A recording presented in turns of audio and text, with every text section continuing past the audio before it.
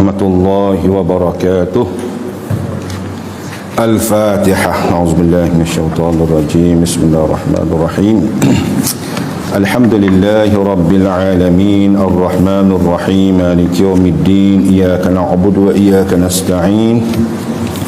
Ihdinas siratal mustaqim, siratal ladzina an'amta 'alaihim ghairil maghdubi 'alaihim waladdallin. Amin. Alhamdulillah, wassalatu wassalamu ala nabi wa man walah fi mabda'i kulli amri wa muntahah, wa la ilaha illallahul hayyul qayyum, wa subhana rabbiyal aliyyil a'lal wahhab. Amma ba'd. Yang dimuliakan lagi dikasihi Al-Fadil Ustaz Khairul Amilin, Tuan Bilal, khususnya sidang jemaah pencinta ilmu yang dikasihi sekalian. Siri yang kedua, ulang kaji kita berkenaan dengan kewajipan puasa sambut Ramadan ni. Hari ini 19 Mac bersamaan dengan ini belah malam yang ke-17 Syaban. InsyaAllah kita ada dalam 2 minggu lebih kurang. Kemudian minggu depan kita siri terakhir sebelum kita sambut Ramadan. Hari Sabtu tu tengok anak bulan 1 April 29 Syaban hari Jumaat. Dalam ilmu falaknya kemungkinan 30 Syaban tahun ni 30, cukup 30. Apa-apa pun tengok ru'yah lah, pengisytiharan. Kalau sebagaimana takwim 30 tu hari Sabtu tu 30 Syaban baru keesokan iaitu hari Ahad, baru dia 1 Ramadan. Jadi Sabtu malam Ahad tu kita akan start berterawih lah, insyaAllah. Baik muslimin dan muslimat yang dimuliakan, masih lagi dengan at-targhib, iaitu suruhan. Targhib ni suruhan lah, targhib itu ancaman berkenaan dengan kewajipan puasa, perintah puasa. Itu hadis pada muka surat 121 muka surat 121, hadis yang keempat. InsyaAllah pada malam ini kita cuba ulang kaji, memahami adab-adab puasa. InsyaAllah adab-adab puasa mungkin separuh malam ni kita sebut 4-5 perkara. InsyaAllah penutupan minggu depan tu 5 perkara lagi, InsyaAllah. Baik, adab-adab puasa. Baik, masih lagi berkenaan dengan perintah puasa ataupun anjuran puasa, sama ada puasa wajib ataupun puasa sunat. Kita sebut dah minggu lepas puasa-puasa wajib dan puasa-puasa sunat, puasa-puasa haram, dikatakan puasa yang haram, puasa yang makruh, kita sebut dah kan. Jadi antara anjuran puasanya, kelebihan puasa pada muka surat 121 kita baca hadis yang keempat lah. An Abi Umamah qala qultu ya Rasulullah dullani ala amalin adkhulu bihil jannah. Qala alayka bis-sawmi fa innahu la mithla lahu. Yang bermaksud daripada Abu Umamah berkata, wahai Rasulullah SAW, tunjukkan kepada saya amalan yang dengan amalan itu saya dapat masuk syurga. Okay. Rasulullah SAW bersabda, wajib bagimu berpuasa. Alayka bis-sawmi, hendaklah engkau berpuasa. Kerana sesungguhnya puasa itu tidak ada yang menyamainya dari segi kelebihan dan kebaikan dia. Kita sebut dah, paling tidak kebaikan puasa tu banyak, tapi 3 kita sebut minggu lepasnya 3, iaitu dari kita perlu kepada puasa sebab puasa tu mendidik jiwa raga kita, kerohanian kita kan, membaiki dalaman kita, batin kita kan, ataupun dia boleh membentuk nafsu yang dengan kata kan. Jadi dia panggil tahdzibun nafsi, itu mendidik nafsu. Kalau seseorang yang rajin puasa, lama kelamaan nafsu dia tu jadi baiklah, nafsu yang mutmainnah. Biasa nafsu dia bermula daripada amaratun bisu kan, maknanya tak suka kepada kebaikan, amaratun bisu, tapi suka kepada rangsangan, kepada kejahatan. Tapi apabila kita didik dia, kita tahdzib dia panggil, kita membentuk nafsu tu supaya nafsu yang baik, maka lama kelamaan dia akan mencintai kebaikan kan? Dia akan bersungguh kepada kebaikan. Antara latihan untuk membentuk nafsu yang baik itu, murni itu, ialah dengan jalan puasa. Sebab puasa tu kita jaga mata, kita jaga telinga kan, kita tak makan, tidak bersama dengan isteri kan sehari. Artinya apabila segala anggota kita tu kita dapat kawal, maka dalaman nafsu kita tu kita terkawal, insya-Allah. Baik, satu yang menarik kisah Abu Umamah ni, ada satu kisah diceritakan bahawa sekali Abu Umamah, perawi hadis ni lah kan, Abu Umamah ni kita cerita ada satu kisah menarik yang kita boleh ambil pengajarannya. Abu Umamah sekali dia pergi jumpa Nabi SAW, atau Rasulullah SAW. Abu Umamah ni mendatangi Nabi SAW satu ketika, thumman talaqu, kemudian dia hadis tu pendek, ada kitab Rudus Salih ada sebut kan, dia mendatangi Nabi SAW, kemudian mungkin dia mendatangi Rasulullah tu minta izin atau mau maklum bahawa dia nak musafir, dia nak keluar daripada Madinah kan. Riwayat yang lain ni timbul hadis ni kan, antara ni dia mesel lah, ya Sallam ausini kan, sebab dia lama sikit, artinya perancangan dia nak musafir itu lama tinggal Madinah. Maka dia pergi jumpa Nabi, lalu minta sedikit wasiat pesan ni. Maka Rasulullah kata, alaika bi kasratis shaum, riwayatkan, adalah engkau memperbanyakkan puasa adalah engkau memperbanyakkan puasa. Maka dia tinggal, thumman talaqa fa'atahu ba'da sanatin. Dia tinggal Madinah, tinggal Rasulullah SAW di satu tempat, balik semula ke Madinah selepas setahun sana, setahun baru balik. Kemudian kita jumpa Nabi kan, pergi jumpa Nabi, dia keadaan setahun dia tinggal Madinah tu, balik semula tu, waqad, dari sebuah hadis sebut, waqad taghayyarat haluhu wa hay'atuhu, keadaan tubuh fizikal itu nampak berubah, artinya jadi kuruh, jadi jadi letih, jadi itu. Faqala, maka berkata Abu Umamah apabila dia mendatangi Nabi sekali lagi selepas tahun dia berpisah dengan Nabi, maka dia tanya Nabi kan, ya Rasulullah SAW, amma ta'rifuni, Rasul tak kenal apa kan, Rasul tak kenal apa kan. Rasulullah kata, man anta, qala Rasulullah man anta. Maka Rasulullah benda-benda juga Rasulullah tahu. Kalau Rasulullah seperti kita manusia kan, selama mana tidak diberitahu, tidak diwahyukan oleh Allah SWT, tidak disampaikan oleh Jibril, maka Nabi tak tahu benda gaib kan. Jadi Nabi tak kenal man anta, bukan walau tak kenal, ni memang tak kenal sungguh. Sebab apa? Sebab taghayyarat hayatuhu, kerana setahun ni kan jadi berubah. Nabi tak cek kan, man anta, Nabi klik tak kenal, tak kenal. Maka Anal Bahili, kan, Abu Umamah Al-Bahili lah. Abu Umamah ni gelar dia Al-Bahili, keturunan dia kabilah dia. Anak Al-Bahili ya Rasulullah, apa ni Abu Umamah Al-Bahili kan? Ya alladhi ji'tuka amal awal, dia pernah hamba mendatangi Rasulullah SAW, ji'tuka amal awal, dulu setahun ada pernah mari jumpa Nabi kan. Rasulullah tak kenal apa ni, tak kenal Rasulullah. Maka Rasulullah terkejut, faqala Rasulullah SAW, fama ghayyaraka wa qad kunta hasanal hayah, berapa berubah sakit kan, berapa berubah nampak lain dulu, wa qad kunta hasanal hayah, dulu ke comel, maknanya body tubuh molek berapa jenis sasa kan, apa lagi letih moyok ni kan. Maka dijawab oleh Abu Umamah Al-Bahili kan, faqala Abu Umamah, ma akaltu ta'aman munzu faraqtuka illa bil-laili. Itu rahsia dia. Wahai Rasulullah SAW, kalau Rasulullah nak tahu selepas mana hamba berpisah ataupun tinggal Rasulullah ataupun setahun Madinah ni musafir kan, maka hamba tak makan, ma akaltu ta'aman munzu faraqtuka, bermula apabila Rasulullah pesan alaika bi kasratis siyam. Sebelum dia bertolak tu dia minta pesan Rasulullah kata alaika bi kasratis siyam, dalam kamu memperbanyakkan puasa. Maka hamba pergi janji pesan Rasulullah tu, hamba puasa sepanjang hari, kecuali hari-hari lah kita sebut dulu kan, hari raya haji, hari raya puasa, ayam mutasyrik kan, dia tahu jugalah bab fiqh tu, illa billail, kecuali hamba makannya malam, sisi hari dengan puasa tiap-tiap hari. Kita sebut antara puasa yang dilarang, yang ditegak ialah makruh. Itu pun kata ulama, jika sekiranya dengan puasa tu menyebabkan kesan yang mudarat pada tubuh dia.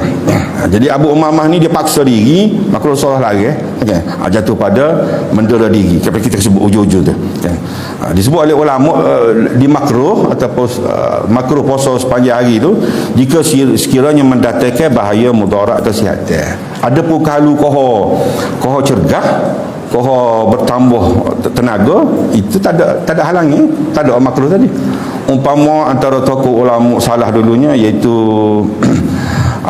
Sahal Tustari, Imam Tustari, Imam Tustari. Diceritakan bahawa Imam Tustari tu, Sahal Ibni Abdullah Tustari, bahawa dia puasa sepanjang tahun. Diceritakan bahawa kalau dia tak puasa jadi letih. Terbalik. Ini tak ada makruh kan? Tak ada larangnya. Kan? Sebab diceritakan dia terbalik. Artinya kalau tak puasa jadi letih lagi. Sebab dia dilatih gitu. Sebab daripada remaja lagi, daripada kecil lagi, itu dia sudah dibiasakan. Jadi sudah biasa makan malam gitu. Jadi body dia tu kan, tubuh dia boleh terima. Kalau dia puasa setiap-tiap hari, kecuali hari-hari haram lah. Sebut dah kali hari-hari kan. Jadi ulama kata makruh itu jika sekiranya boleh mendatangkan mudarat. Dia paksa diri. Bukan jatuh haram lah pula. Bukan makruh lah, kan haram. Tapi ulama kata kalaulah sekiranya tidak mendatangkan bahaya, bagaimana Imam Tustari tu kan, maka itu dianjurkan kan. Kita tak balik sebab tak pernah latih. Jadi dia jawab kepada Rasulullah, Abu Umamah ni Al-Bahili ni, ya Rasulullah selepas Rasulullah pesan supaya memperbanyakkan puasa. Sebab Rasulullah tak ta'yin alaika bi kathrati siyam, hendaklah kamu memperbanyakkan puasa. Bagi dia banyak kat tiap-tiap hari. Allah, ni sahabat kata dia. Email dia beza dengan kita. Kita pilih hak minimal, sahabat pilih hak maksimal. Dalam kaum dia bi kathrati itu tak ada tiap-tiap hari. Tiap-tiap hari puasa kan. Saya dah kata dah tu. Cuma hari-hari yang diharapkan berpuasa. Lalu Rasul kata azabta nafsak, jangan Abu Umamah kan. Jalan ni kamu mendera ataupun kamu paksa diri kamu ni, kamu menyeksa. Memang berubah sakit lah kan. Artinya jadi lah hak biasa dia makan ataupun jaga-jaga puasa ke apa kan, dengan puasa tiap-tiap hari tu memberi kesal lah, jadi kering, jadi apa tak cukup zat ke apa sekali. Jadi Rasulullah kata azabta nafsak kan, kamu telah menyeksa, mendera diri kamu. Kemudian Rasulullah bersabda, qala Rasul sallam, wi panduan. Ni kita boleh ambil sum syahra sabri kan. Rasulullah bagi panduan untuk kita dah ni. Latihan-latihan berperekat-perekat. Wahai Abu Umamah, kalau nak puasa lain kali, sum penuhnya sebulan pada bulan kesabaran, iaitu bulan Ramadan. Itu boleh tu kena penuh tu setiap hari tu. Bermula 1, 2, 3 sampai 30 ataupun 29, tengok atas bulan lah 30. Sum penuh, hendaklah kamu berpuasa wajib syahrul sabri. Syahrul sabri ini yakni syahrul puasa wajib bulan Ramadan lah, sebulan. Kemudian Rasul kata wa yauman min kulli syahrin. Ni kita ni lah tu latihan yang pertama. Ambil koho. Ada pada bulan-bulan yang lain sehari ya Abu Umamah. Yauman min kulli syahrin wa yauman min kulli syahrin. Selain daripada bulan Ramadan, sehari ada 30 hari tu. Sehari ya kamu ambil puasa sunat. Okay. Kemudian faqala Abu Umamah Al-Bahili, ya Rasulullah SAW, zidni, tambah Rasulullah sehari kan.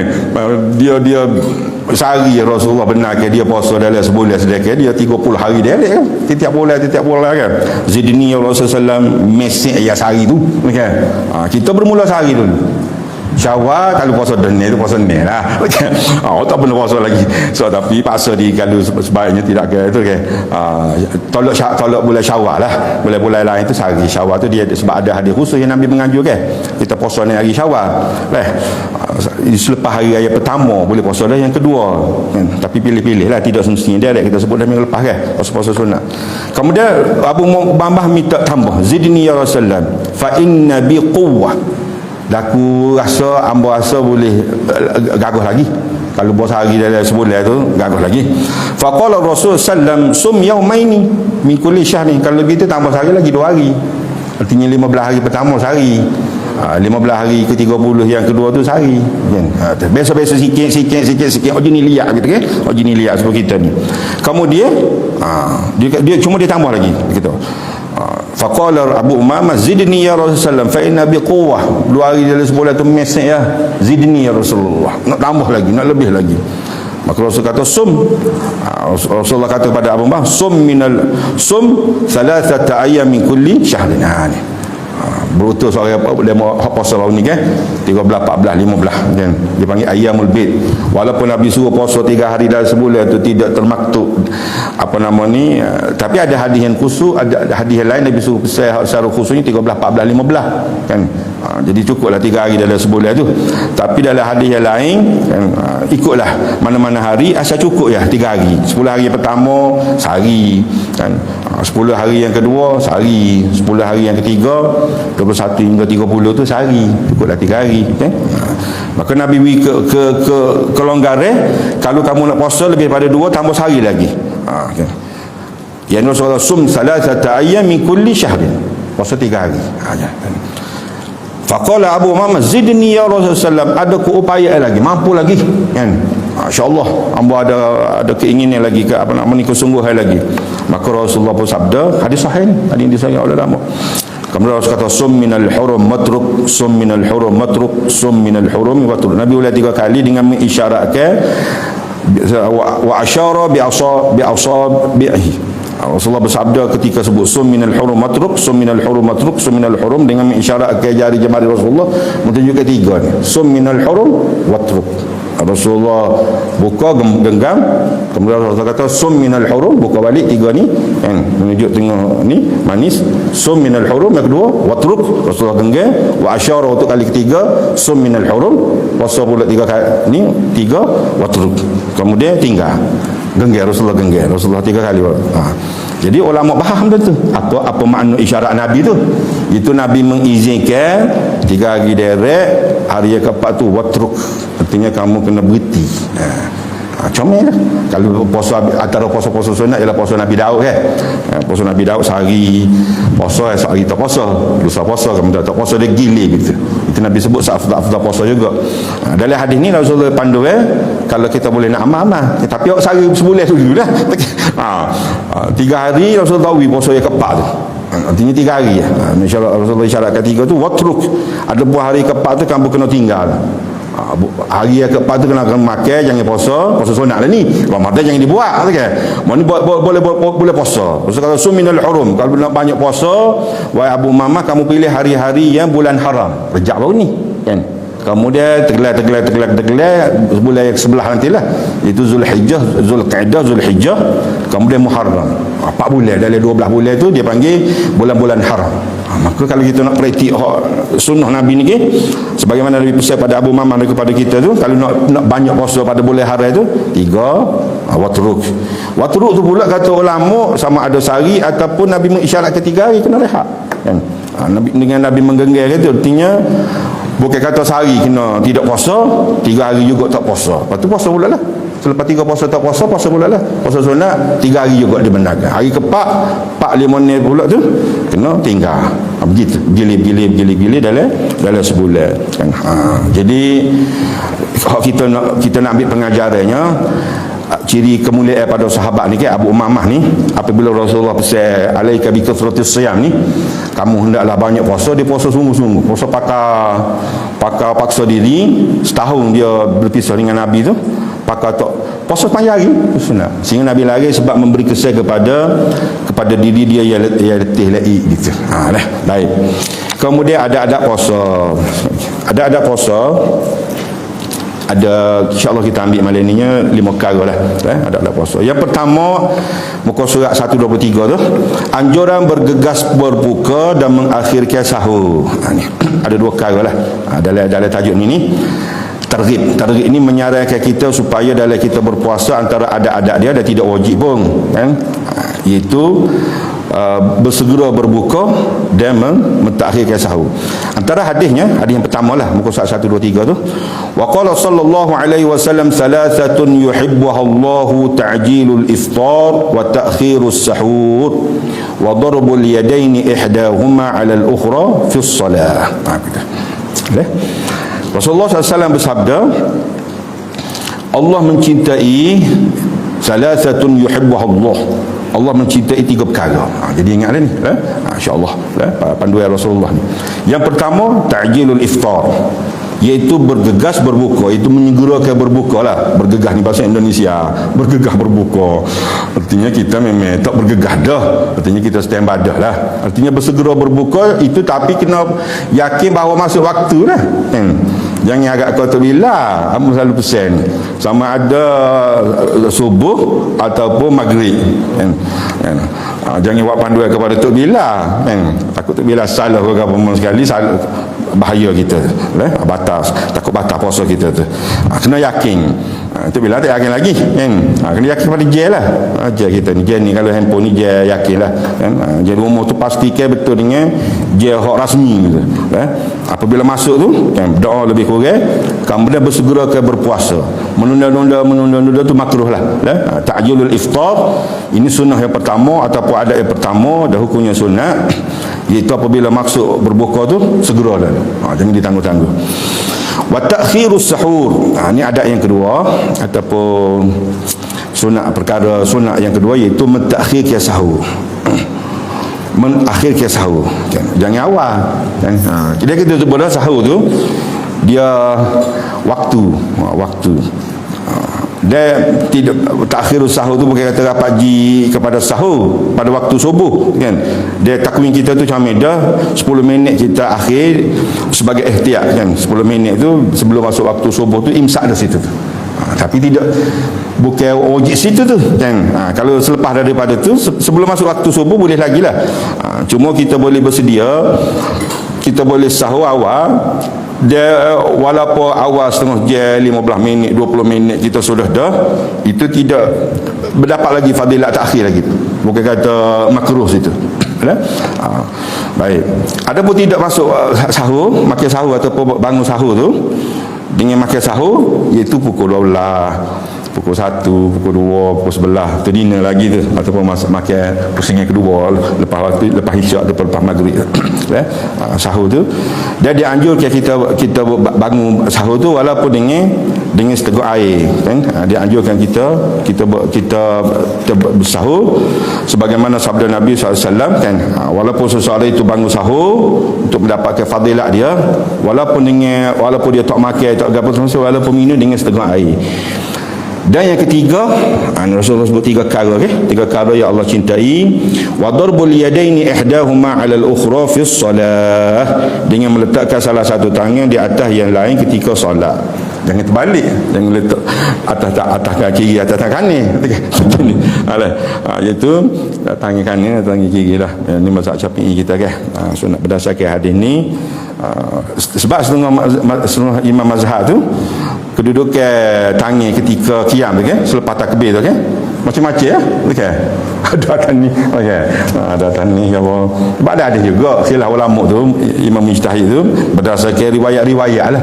Riwayat ni letak atas tangan kanan. Di mana letak tu, tak letak mana tu kan. Umum wa darbul yadaini ihdahuma 'ala al-ukhra fi shalah.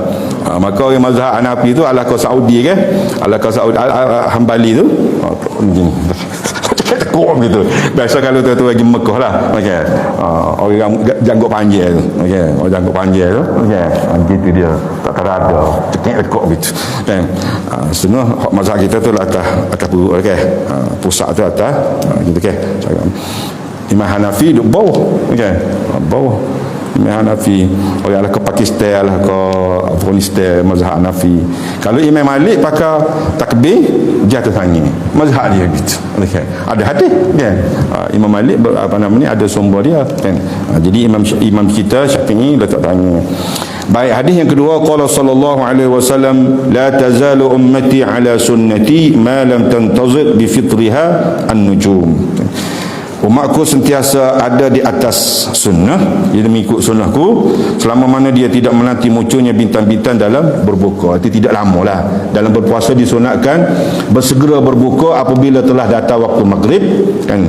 Jangan tunggu tubik petai apa pun sekali kan. Makanya itu makruh. Dan disunatkan mengakhirkan makan sahur tu sampai menjelang terbit fajar. Bukan kata siapa menjelang terbit fajar tu seminit 2 minit. Okey. Artinya persiapan setengah jam ataupun sejam. Yang mana antara kebaikan kita bangun sahur tu ialah di samping kita makan untuk persiapan, untuk kita persiapan buat puasa tu, ialah kita bangun tahajud, qiyam kan.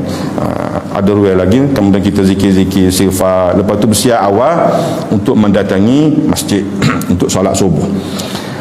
Baik, itu dia. Yang ketiga, ancaman berkata kotor dan bohong. Ini antara adab-adab. Ini wajib lah ni.